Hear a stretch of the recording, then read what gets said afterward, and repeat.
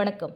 சென்னை மேற்கு மாம்பலம் போஸ்டல் காலனியில் இந்து சமய அறநிலையத்துறைக்கு உட்பட்ட அருள்மிகு வடமதுர கண்ணன் கிருஷ்ணன் திருக்கோவில் மகா சம்பிரோஷணம் நடைபெற்றது.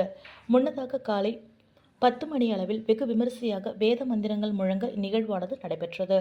அதன் பின்னர் அருள்மிகு வடமதுர கண்ணன் கிருஷ்ணருக்கு சிறப்பு ஆராதனை நடைபெற்றது.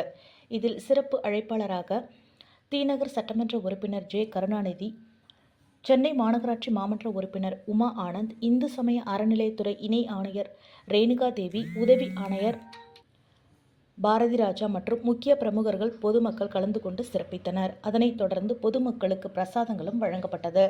நிகழ்ச்சியினை ஆலயத்தின் தக்கர் செ. தினகரன், திருப்பணி மற்றும் திருக்குடமுழுக்கு உபயதாரர் திருமதி கலாவதி ஜனார்த்தனன் மற்றும் ஆலய பணியாளர்கள் சிறப்பான முறையில் ஏற்பாடு செய்திருந்தனர்.